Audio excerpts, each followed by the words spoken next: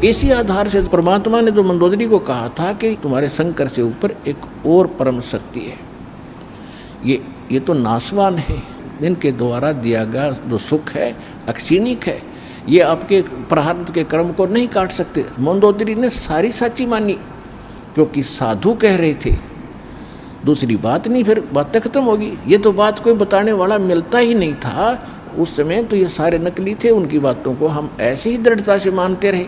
अब मंदोदरी ने फिर वो लंकापति रावण को सुनाना चाहा।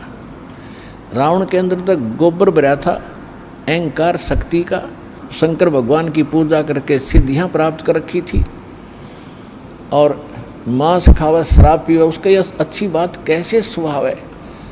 तो वो कहने लगा कि ए मूर्ख, तो शंकर भगवान से ऊपर मानती है, देख मेरे क्या ठाठ करा के हैं, 1 लाख मेरे पुत्र हैं, 1.25 लाख मेरे नाती हैं, और देख सोने की लंका बना रखी है, अरे क्या देगा तुझे वो भिखारी। मंदोदरी ने बहुत कोशिश की पर बुद्धि भ्रष्ट के बाद पल्ला पड़ी नहीं। फिर मंदोदरी ने कहना ही बंद कर दिया। उसके बाद फिर क्या होता है कि उसने सोचा चल और कोई मेरी चर्चा सुनने वाला नहीं, ये ऐसा ज्ञान है इंसान दूसरे को सुनाए बिना रह नहीं सकता। तो उसने अपने देवर रावण के छोटे भाई विभीषण से समझाया ये ज्ञान, और विभीषण ने ये ज्ञान स्वीकारा, और विभीषण ने भी परमात्मा से दीक्षा ली और वो भक्ति की। अब हम आते हैं उस बात पर कि जिस समय सीता जी का अपहरण हो गया और उसकी खोज हो रही थी, कोई पूर्व में ढूंढ रहा था, कोई पश्चिम में खोज रहा था, कोई उत्तर कोई दक्षिण में। जैसे किसी की गाय गुम हो जाए, कोई इधर घूम रहा है, कोई इधर ढूंढ रहा है, कोई ऐसे हो रहा, ऐसी दशा थी।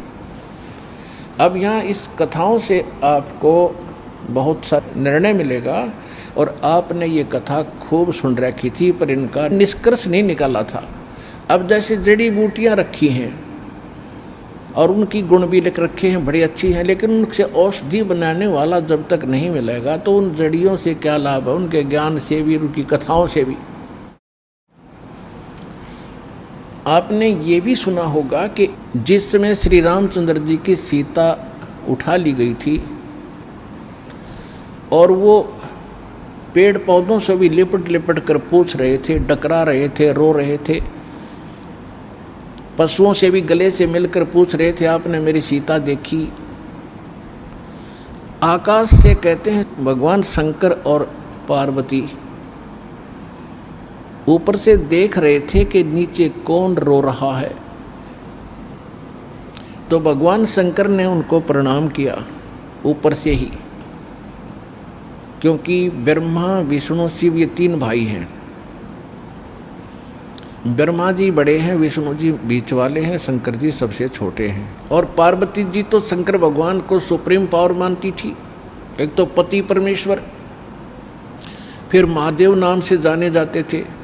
तो पार्वती जी ने कहा कि आप महादेव होकर के किसको नमन कर रहे हैं, कि सामने त्रिलोकीनाथ भगवान विष्णु है, नीचे उनकी पत्नी सीता को कोई उठा ले गया है, वो लीला करने आए हुए। अपने बड़े भाई यानी भगवान को, विष्णु भगवान को मैं प्रणाम कर रहा हूँ। अब पार्वती जी ने सोचा कि भाई भगवान रोए, ये दोनों बात नहीं हो सकती। ये रामचंद्र दशरथ पुत्र है, ये रो रहा है, भटक रहा है, इसको आप परमात्मा कह रहे हो। भगवान शंकर बोले पार्वती आप नहीं जानते, ये सचमुच ऐसा ही है, इनको अब नहीं कोई पहचान पा रहा है। तो पार्वती ने कहा कि मैं परीक्षा लूँगी और सीता रूप बना कर जाऊँगी, यदि ये मुझे पहचान लेगा तो मैं मान लूँगी वो भगवान है, और नहीं तो मैं कतई नहीं मानूँ। तो भगवान शंकर ने कहा कि यह गलती मत करना, यदि तूने सीता रूप बना लिया तो तू मेरे काम तक गई, तू मेरे बड़े भाई की पत्नी का रूप बनाओगी तो मेरे लिए पत्नी रूप में स्वीकार्य नहीं रहेगी, तो माँ के तुल्य हो जाएगी।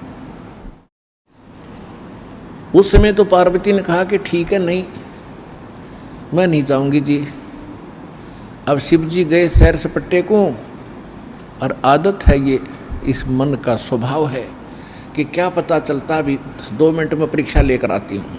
सीता रूप बनाया, रामचंद्र जी के सामने खड़ी होगी, जिधर से रास्ते में खोजता हुआ जा रहा था। रामचंद्र जी ने कहा कि हे दक्ष पुत्री माया, हे राजा दक्ष की बेटी, आप भगवान शंकर को कहाँ छोड़ आई, अकेली कैसे वन में? तो शर्मिंदा हुई और कहा कि सचमुच शंकर भगवान जी आपको ठीक ही प्रणाम कर रहे थे, नमन कर रहे थे, आप तो सचमुच भगवान हैं। अपने आत्मा यहाँ देखना एक पॉइंट सोचने का है। श्रीमद् भगवत गीता अध्याय नंबर 7 के श्लोक नंबर 6, 7, 8 में स्पष्ट किया है कि ये काल बोलता है गीता को, जो ब्रह्मा विष्णु में इसका पिता है। ये कहता है कि अर्जुन, बुद्धिमानों की बुद्धि और बलवानों का बल मेरे हाथ में है। जब चाहे स्विच ऑन कर दूं इनकी बुद्धि का, और जब चाहे ऑफ कर दूं। जैसे महाभारत के अंदर अर्जुन को ताकत दे दी और लाखों लोगों का नाश कर दिया उस काल से प्राप्त शक्ति से, और फिर वही अर्जुन जब श्री कृष्ण जी का निधन हो गया था, हत्या हो गई थी, और सारे यादव आपस में लड़ मरे थे, उनकी पत्नियों को लेकर आ रहा था। रास्ते में जंगली लोगों ने, भीलों ने अर्जुन को पीटा, लूटा, और वही धनुष जिसे महाभारत का युद्ध जीता था वो साथ लिए हुए रहता था उसको, और उस दिन उसके हाथ नहीं उठे, खड़ा खड़ा कांपा वो। जब सारा काम हो लिया, वो भील भ्याल पीट कर लूट कर कुछ औरतों को भी ले गए और चले गए। तब अर्जुन कोस रहा श्री कृष्ण जी को कि श्री कृष्ण बड़ा धोखेबाज था, इसने हमारे साथ बड़ा धोखा किया है।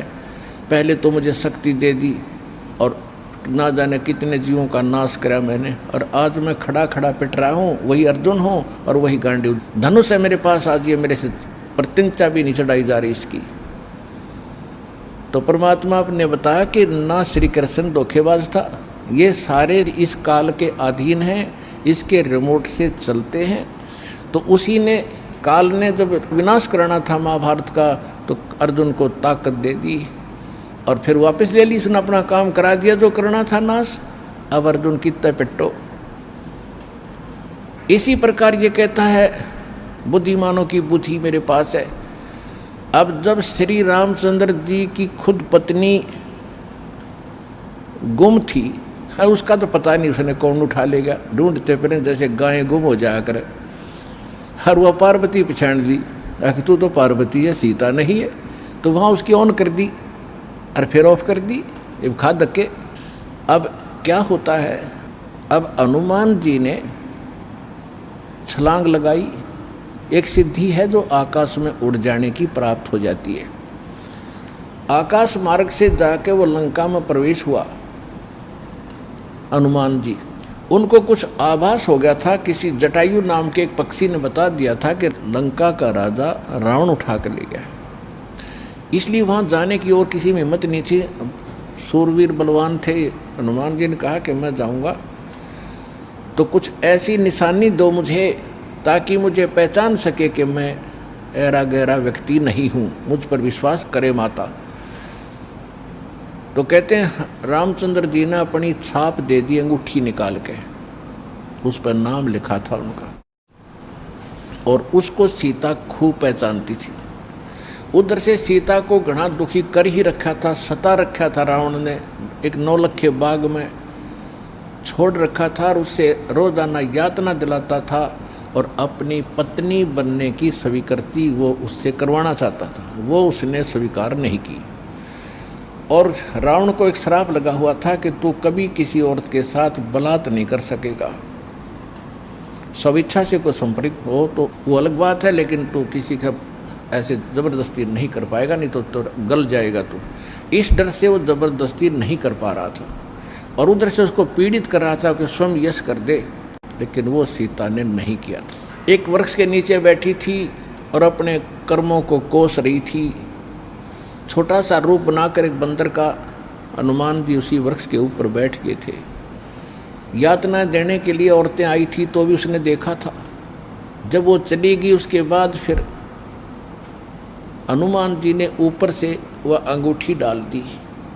वो तो राजदूत बनकर गए थे, जब अंगूठी देखी सीता ने तो आपने कथाएं खूब सुन रखी हैं, ज़्यादा ना सुनाऊंगा। तो उसने सोचा कि ये बंदर अंगूठी उठा कर लाया तो मेरे पति की मृत्यु होगी। तो उसने पूछा, तो फिर वो नीचे आया, अपना थोड़ा ठीक सा रूप बना के खड़े हो गए और कहा, माता मैं ऐसे ऐसे रामचंद्र जी ने भेजा हूँ और ये कहानी है। अब कहने का भाव ये है कि वो जो कुछ भी उसने उद्मस्ता रहा हो तो आपने पता ही है, हनुमान जी ने नौलखा बाग भी उजाड़ दिया उसका और सारा कुछ कर दिया। क्योंकि आज कथा का विषय कुछ अन्य है, इसलिए यहाँ लंबा प्रकरण नहीं करूँगा। तो उसमें हनुमान जी ने कहा कि माता मुझे भूख लगी है। तो उसने कहा, इस बाग के किसी वृक्ष के फल को तोड़ के मत खाना भाई, नहीं तो मेरी पिटाई होगी। मेरे को आदेश है, कोई फल गिर जाए तो खाना, तो टूटा हुआ अपने आप तोड़ के नहीं खाएगी। तो हनुमान जी का उठा गुस्सा, उसको गुस्सा हुआ। उसने कहा ठीक है, पहले तो सारे तोड़ तोड़ कर फल खाए, फिर वह पेड़ पड़ पड़ कर समुद्र में फेंक दिए। उनको पता चला तो युद्ध हुआ, अपने पता ही है काफ़ी, फिर लंका लुंका भी फूक फाक थोड़ी बहुत जला का आ गया। और उसमें क्या कहा कि माता जी तो आप मुझे कोई ऐसी निशानी दो जिस निशानी को मैं श्री राम को दिखाऊं और वो विश्वास कर सके हाँ सीता जी की है, खोज पक्की होगी। क्योंकि इतना समुद्र को पार करके आना है, वैसे नहीं आएंगे वो। तो सीता ने अपना एक कंगन निकाल के दे दिया, कंगन हाथ में जो पैर रखा था सोने का, और कहा भाई इस चूड़ी को दिखा देना, वो खूब समझ जाएंगे। अब वो कंगन लेकर हनुमान जी ने फिर छलांग लगाई। उस दिन वो ऐसे स्थान पर आके उतरा जहां पर एक ऋषि की कुटिया थी। वो ऋषि कौन थे? मुनिंद्र ऋषि स्वयं परमेश्वर थे। वहां सुंदर बाग लगा हुआ था, कुछ क्षेत्र में एक सुंदर सरोवर भरा था जल का। तो सुबह सुबह का समय था। हनुमान जी ने सोचा कि बहुत मनोरम स्थान है और यहाँ कुछ स्नान करूँगा, सामने बाग सुंदर फलों से लदपद है, आहार करूँगा और फिर ऋषि जी भी साथ में हैं, इनके दर्शन करूँगा, पहले स्नान कर लेता हूँ। अब जो कंगन वो लाया था उसको रख दिया पत्थर पे और स्नान करने के लिए प्रवेश किया सरोवर में। अब उन्होंने जो ही स्नान करने की चेष्टा की, लेकिन एक दृष्टि थी ऐसी कंगन पे कि जय ये कंगन गुम हो गया, कोई जानवर पक्षी उठा ले गया तो मेरी सारी मेहनत व्यर्थ जाएगी, सब परिश्रम व्यर्थ होगा। इसलिए नहा रहा था पर नज़र था जैसे सर्प का मणि के ऊपर रहती है ओस चाटते समय, तो इसी प्रकार नहा रहा था, दृष्टि कंगन पे। इतने में एक बंदर आया, दौड़ा दौड़ा और कंगन उठाकर भाग लिया। आगे आगे बंदर, पीछे पीछे हनुमान। उस ऋषि के आश्रम में बंदर प्रवेश कर गया। बाहर आंगन में एक घड़ा रखा था, अच्छा बड़ा घड़ा। बंदर दौड़ता दौड़ता घड़े में कंगन डालकर आगे भाग गया। अब सुक्की सांस ली कि कोई बात नहीं, ये समुद्र में डाल देता तो बात बिगड़ जाती, घड़े में डाल गया। फिर धीरे धीरे चले हनुमान जी। पहले घड़े में देखा उसने, ऋषि को तो पीछे प्रणाम करना था, तो घड़े में क्या देखा कि घड़े के अंदर ऐसे ऐसे कंगन हजारों की संख्या में पड़े, सेम टू सेम। अब उसने सोचा भाई मैंने तो इतनी पहचान नहीं, कोई कंगन कौन सा है। और श्री रामचंद्र जी तो सारा जानते हैं, उनके कंगन के ऊपर सारी निशानियों को पहचानेंगे, और मैं कोई गलती से दूसरा उठा ले गया तो वो मानेंगे नहीं। इसलिए वो ऋषि जी के चरणों में प्रणाम किया। परमात्मा ने मुनिंद्र रूप में बैठे थे, पूछा कि पहलवान कैसे आए। हनुमान जी ने कहा कि ऋषि जी आप कौन सी दुनिया में रहते हो। मुनिंद्र जी ने कहा क्या बात है, मैं तो इसी पृथ्वी धरातल पर ही तो रहता हूँ, कि आपको नहीं पता आज श्री राम के ऊपर कैसी आपत्ति आई है, ऐसे ऐसे उसकी पत्नी गुम हो गई थी, वो माता की खोज करके मैं आया हूँ। तो परमात्मा ने पूछा कि भाई कौन से राम की बात कर रहा तू। वो कहता है अच्छा कमाल करते हो ऋषि जी, आपको यही नहीं पता राम कौन है।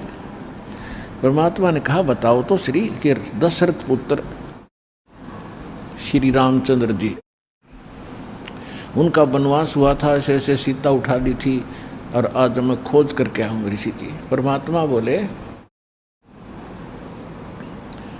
कि ऐसे ऐसे 30 करोड़ राम हो लिए तेरे, और तेरे जैसे हनुमान यही लीला करते रहे।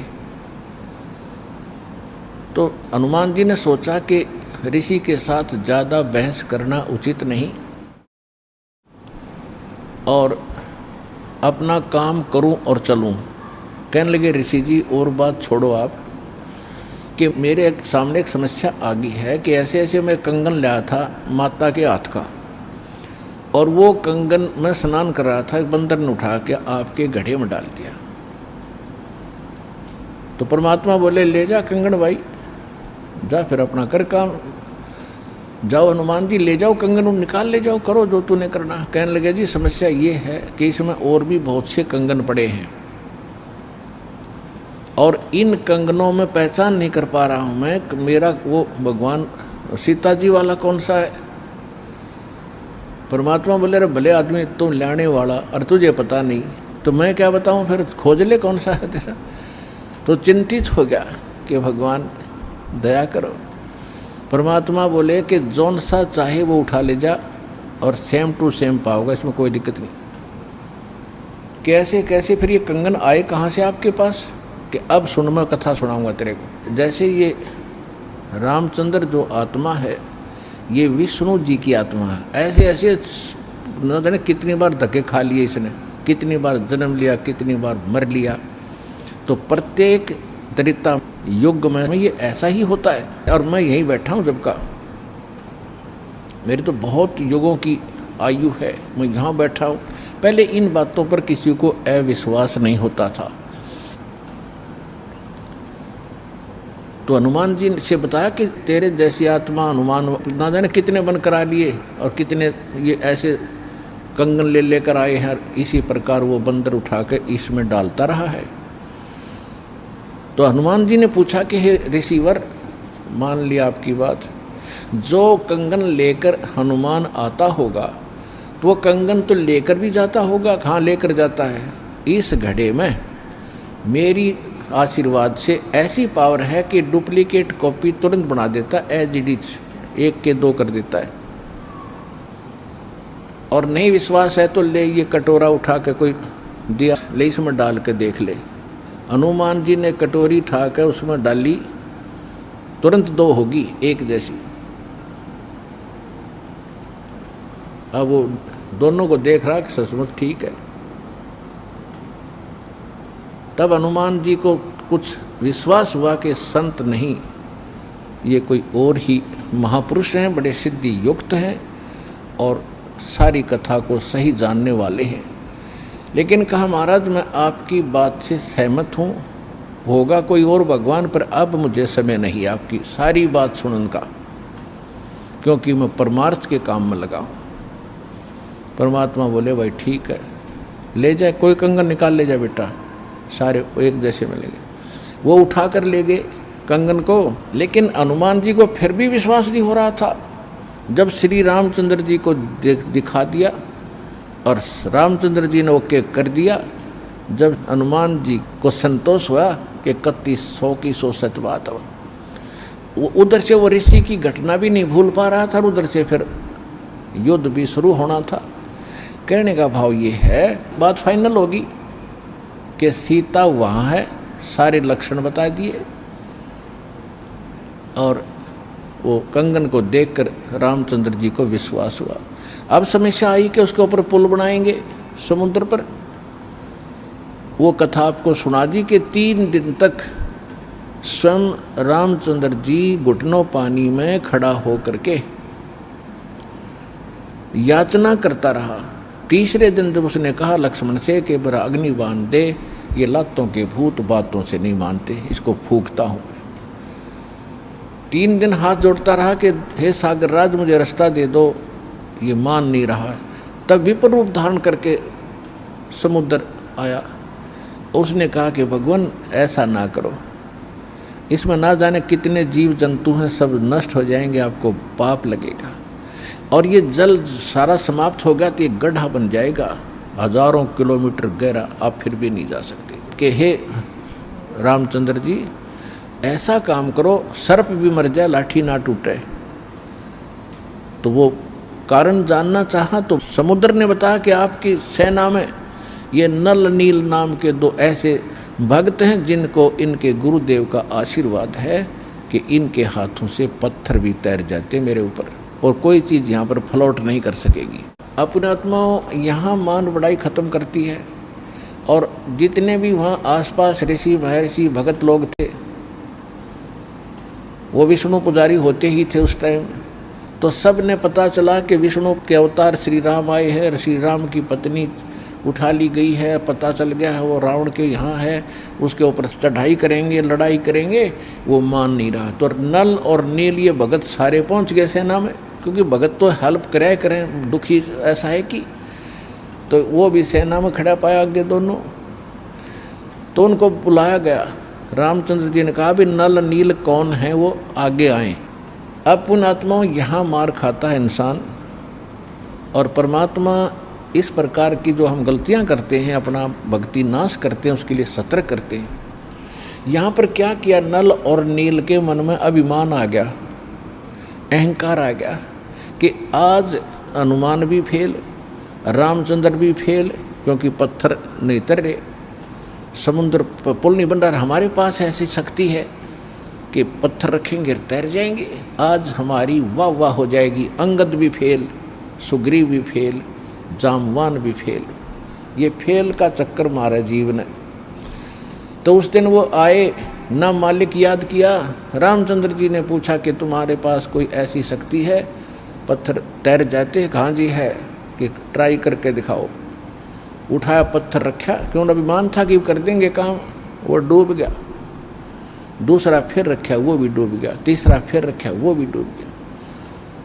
अब रामचंद्र जी समुद्र की तरफ देख रहे हैं, विपर रूप में खड़े थे, ब्राह्मण रूप में, और ये कहना चाह रहे हों कि तू झूठ बोलता था, इनके पास कोई पावर नहीं। तभी समुद्र ने कहा, विपर रूप में खड़े समुद्र ने, क्योंकि ये देवता होते हैं, ये जल जो है ये देवता नहीं है, जल का कंट्रोलर एक देवता है, उसको वरुण कहते हैं। वो आकर खड़ा हो गया। तो वो कह रहा था कि हे नल नील, आज आपने गलती की भाई, आज तुमने अपना गुरु तो याद किए ही नहीं, तुमने तो नाश कर दिया बात का। करो याद उस मालिक को। तब उनको भी याद आया, कहाँ वो गलती बन गई आज तक। तो यहाँ परमात्मा बताते हैं, जैसे माता गर्भ को रख यत्न बनाए, ठेस लगे तो छन होवे तेरी, ऐसे भक्ति नसावे। जैसे किसी बहन बेटी को गर्भ रहा हो तो उसकी कितनी केयर टेक करती है वह उस लाल को सफल करने के लिए कि मेरा गर्भ पूरा हो और बच्चे का मुंह देखूं मैं। तो वो कैसे चिंतित रहती है, चलते समय भी कहीं ऊंचे नीचे पर पैर ना रखा जा, भगवान मेरा बालक गर्भ खराब ना हो जा। रात को सोती है, करवट लेती है, तब भी एकदम उठ के उधड़क जाती है, कहीं बच्चे पर दाब ना आ गई हो, मेरा गर्भ ना खराब हो जाए। तो कहते हैं जैसे माता गर्भ को और रखे यतन बनाए और ठेस लगे तो छन हो जाता है, तेरी ऐसे भक्ति नसावे। तो इस भक्ति रूपी गर्भ जो आज आपकी आत्मा में परमात्मा के सच्चे शब्द से पल रहा है, इसको इतना संयम से, इतना देखभाल से, यानी सावधानी से इसको परिपक्व करना पड़ेगा। जैसे माता गर्भ को रख है यतन बना और ठेस लगे तो छन हो, तेरी ऐसे भक्ति नसावे। तो छोटी मोटी हम गलती कर देते हैं लापरवाही में, क्योंकि हमने इस लाल की कीमत का नहीं पता, जो आज हमारी आत्मा में सत भक्ति रूपी जो मालिक का मंत्र से गर्भ रह रहा है, यानी आत्मा प्रफुल्लित हो रही है, जो भक्ति रूपी जो लाल हमारे अंदर बन रहा है, इसको ऐसे संभाल के रखना है, ना अभिमान करना है, कोई मर्यादा भंग नहीं करनी है, नहीं तो फिर नुकसान हो जाएगा, आपकी भक्ति नष्ट हो जाएगी। अब उन्होंने परमात्मा को याद किया रहे नल नील यतन कर हार, तब सतगुरु से करी पुकार। रहे नल नील यतन कर हार, तब सतगुरु से करी पुकार। जा सतरे खोलखी अपार, सिंधु पे सिला तराने वाले। जा सतरे खोलखी अपार, सिंधु पे सिला तिराने वाले। धन धन सतगुरु सत कबीर, भगत की पीड़ मिटाने वाले। धन धन सतगुरु सत कबीर, भगत की वो पीड़ मिटाने वाले। नल नील ने जब याचना की हृदय से, हे भगवान गलती बन गई, आपके हाथ में इज्जत है हमारी, तो उसी समय परमात्मा वहाँ प्रकट हो गए। थोड़ी सी दूरी पर सब ने देखा कि वो कौन आ रहा सामने। नल नील ने भी देखा, ये तो मेरे गुरुजी आगे, हमारी पुकार सुन ली इन्होंने। जब मुनिंदर जी निकट आए, सभी ने दंडवत प्रणाम किया। श्री राम ने, हनुमान ने, सब ने। हनुमान जी ने देख लिया, बाबा जी तो वही है भाई, ये तो बिल्कुल सही, ये तो शक्तिशाली ऋषि हैं। लेकिन उस समय और वार्ता करने का समय नहीं था। जो समस्या थी वह उनके सामने अड़ी हुई थी। तब श्री रामचंद्र जी ने मुनिंद्र ऋषि से अर्ज की थी, भगवान आज हमारे सामने ये समस्या आई है। अभिमानी रावण हमारी याचना नहीं मान रहा है। हमने उसे खूब दूत भेजकर, अंगद को, हनुमान जी को, सबको भेजकर उससे प्रार्थना कर ली है, इसको लौटा दे मेरी पत्नी को। वो माना नहीं। अब नहीं माना तो हमने युद्ध करना पड़ेगा और उसके लिए रास्ता चाहिए समुद्र पर। समुद्र रास्ता दे नहीं रहा। इसने विधि बताई कि आपके शिष्यों के पास यह शक्ति थी। मेरा दुर्भाग्य कि आज इनके हाथों में भी शक्ति नहीं रही। तो परमेश्वर ने कहा कि आज के बाद इनके हाथों में यह शक्ति रहेगी भी नहीं। इन्होंने बहुत बड़ी गलती की है, जो हम मैं रोज़ बताता हूँ कि अभिमान से भगवान कोसों दूर है। और इतने दिन के बाद और इतना दुख था इनके ऊपर, इन्होंने फिर बकवास कर दी। अब इनके पास यह शक्ति नहीं रही। तो श्री रामचंद्र जी ने कहा कि हे ऋषिवर, मेरी समस्या का समाधान करो। जब आप अपने बच्चों को, अपने शिष्यों को आशीर्वाद दे सकते हो सिला तराने का, तो आप खुद भी कृपा बख्श सकते हो, मेरे लिए लंका में जाने का रास्ता बना दो। तब परमेश्वर ने कहा ठीक है भाई, मेरा वचन है तेरे बाप तय।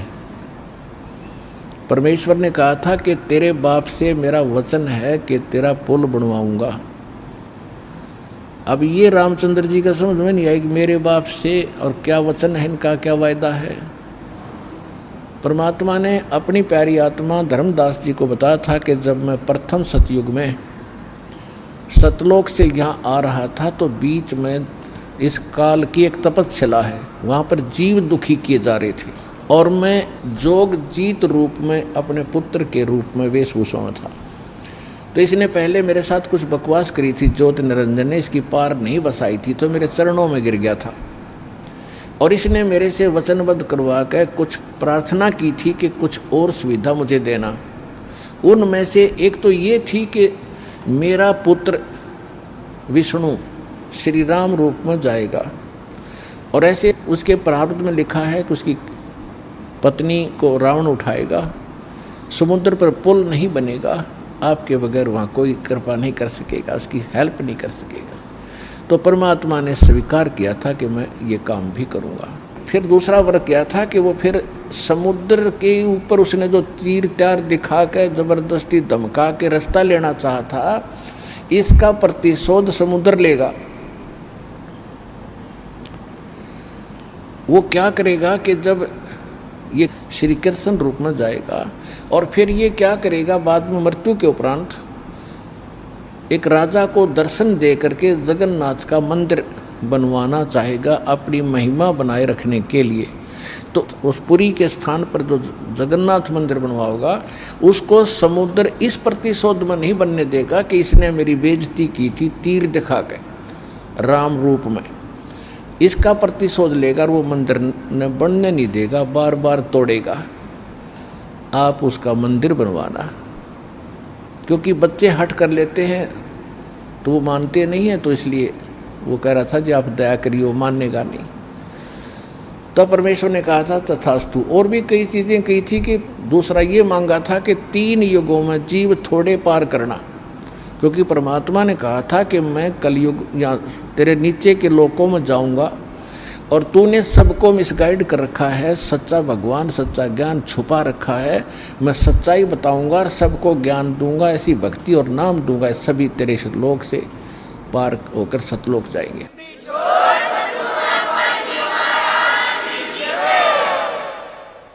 तो इस बात से वो बहुत दुखी हो गया कि तो मेरा नाश करेगा, मेरे बाग को उजाड़ेगा, क्योंकि काल ने हमारे को मिसगाइड करके, धोखा करके, मूर्ख बना के, विवश करके और इस कच्ची बेड़ियों से बांध रखा है। ये शरीर दे दिया, इसमें हाड़ चाम मांस सारा, थूक टट्टी पेशाब सारा भरा पड़ा है और हमने इतना प्यारा लगा है ये छूट नहीं जा।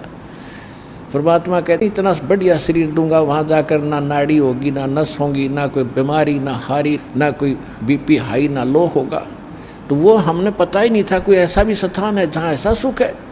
तो परमात्मा ने कहा था तेने क्या हाल कर रखा उन बच्चों का सारा, कोई गधा बना दिया, कोई कुत्ता बना दिया, और जो मनुष्य वो कौन से सुखी हैं, उनको ऐसा ज्ञान दूंगा और ऐसा मंत्र दूंगा वो यहाँ भी सुखी होंगे, मेरे साथ सतलोक जाएंगे। तो इस बात से वो दुखी हो गया था काल कि तो नाश करेगा मेरे बाग न उजाड़ेगा। भगवान का पता लग गया, सच्चे स्थान का पता लग गया तो यहाँ कौन रहेगा। तो तब उसने चरणों में गिर के रा करके कबीर भगवान से याचना की थी कि 3 युगों में जीव थोड़े ले जाना और चौथे युग में आप कितने ले जाना। और फिर ये पुल बनवाने का, जगन्नाथ के मंदिर को बनवाने का ये भी प्रॉमिस करवाया था। जब उसने सारा परमात्मा ने प्रतिज्ञा कर ली थी तो फिर ये खलनायक है, ये विलियन है, धोखेबाज और ठग है, इसने तुरंत अपना आंखें बदल ली और कहा जाओ जोग जीत संसारा, जीव न माने कहा तुम्हारा। कहते हैं 12 पंथ करूँ मैं साजा, नाम तुम्हारा ले करूँ आवाजा, और 12 पंथ नाम जो ले ही वो मेरे मुख में आन समोही। और पहले अंश हमारे जाई और पीछे अंश तुम्हारे आई, और जाइयो जोग जीत संसारा। परमात्मा ने कहा था कि फिर मैं त्रेता युग में जाऊंगा, ठीक है भाई, चौथे युग में जाऊंगा कलयुग में, और फिर पार कर लूँगा। तूने गलती तो मेरे से करवा ही ली। वैसे मालिक ने गलती नहीं की, दाता को पता था कि सतयुग त्रेता द्वापर में ये दुखी नहीं होंगे, और जब तक जीव दुखी नहीं होगा इतना भगवान नहीं पहचान सकता। इसलिए दाता ने जानबूझकर उसको यश कर दी थी, और वो बन गया था सियाणा, अपने आप में इंटेलिजेंट बन रहा था कि मैंने रोड़ मार ली भगवान की, हैं मैंने इनकी अकल मार ली, मालिक ने अकल मारी उसकी। अब वो क्या कह रहा था कि देख लेना कलयुग जब आएगा, पहले मैं अपने दूत भेज कर ऐसा गलत प्रचार करवा दूंगा, ब्रह्मा विष्णु महेश तक सीमित कर दूंगा, कोई पत्थर, कोई पानी, कोई मंदिर, कोई मस्जिद, गुरुद्वारों में बांध दूंगा, और पहले अंश हमारे जाई पीछे अंश तुम्हारा आई, जाओ जोग जीत संसारा, जीवन मन फिर कहा तुम्हारा। कि पहले मेरे दूत जाएंगे और सारा उल्टा ज्ञान, उल्टा भगवान, उल्टा विधान सबको बता देंगे, गलत मंत्रों से रटा देंगे। ये राधा स्वामी पंथ, धन धन सतगुरु पंथ, निरंकारी पंथ, ये रासाराम जैसे ये सारे नकली पंथ काल के चलाए हुए। तो परमात्मा को पता था कि इसने कर लेते सारे जुगाड़ अपने, और जब मेरा दास जाएगा ऐसे समय में जब इनके परिपक्व हो चुके होंगे सारे पंथ, इन्हें जो कहना सुनना होगा वो सब कह चुके होंगे, जो ज्ञान देना होगा वो दे चुके होंगे, जो नाम देना होगा वो नाम दे चुके होंगे। और जब मेरा दास जाएगा वो प्रमाणित करके दिखाएगा कि सच्चाई ये है, झूठ ये है, तो 2 मिनट में मेरे बच्चे मुझे पहचानेंगे और मेरे पास आ जाएंगे।